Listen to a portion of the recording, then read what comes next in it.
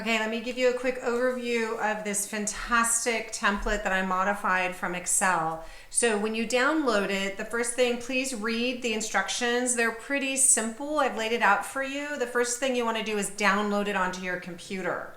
Don't be intimidated if you're not comfortable with Excel. This is actually very easy to use.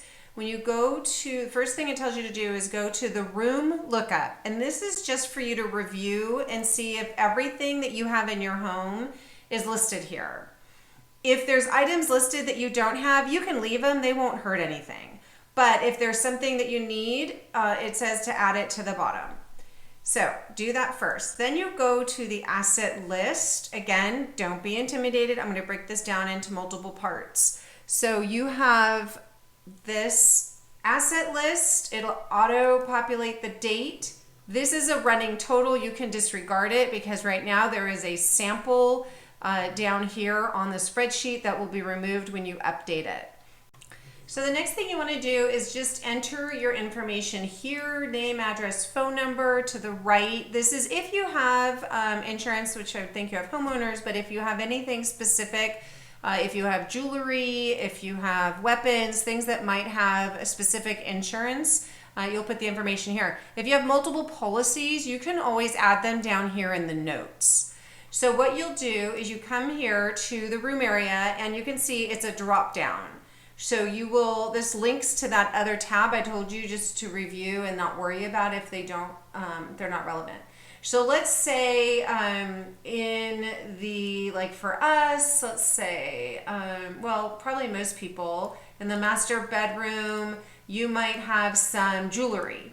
So here's a list of a lot of different things. Again, may not all be applicable to you. You just go through everything, select what's applicable. I'll say jewelry. Let's say it's a wedding ring. There is no manufacturer. I'll delete that. There's no serial number. Whatever date you bought it, enter it here. Where did you purchase it? If you have the information. If you don't, it's fine, but it helps because they'll have to evaluate jewelry. And let's say it's worth $5,000. I don't know. And you're saying, oh, maybe you bought it for $3,000 and now it's worth $5,000. And if you take a picture, you can keep a record. It's a really good idea in case, also this is really good for insurance too. If God forbid you had a fire or something, you can have it. So at this point I don't have anything. So let's say in your office, maybe you have on display your grandfather's rifle. So I need to go add that.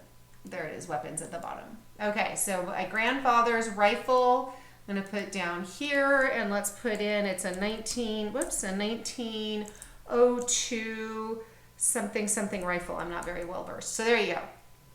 And I don't know, Smith & Wesson, I don't even know if they do rifles, but there you go. It gives you an idea, right? And you could just put unknown, right? So inherited, unknown, so you could just leave it blank. And then let's say you went and had it assessed and let's say it's worth $2,500. Forgive me if that's understated because I really have no idea. And then in the notes you can put this was Grandpa Joe's rifle, right? You can put whatever you want. And that's what you do. You just continue going down, add him. You can see here it's telling you out of the value which are the more high-end items, but you can see there that it's updating the total. Okay, so as you continue to enter, if you end up with more than 10 items, then all you need to do, and the instructions tell you, is you will click on the row, right click, and insert.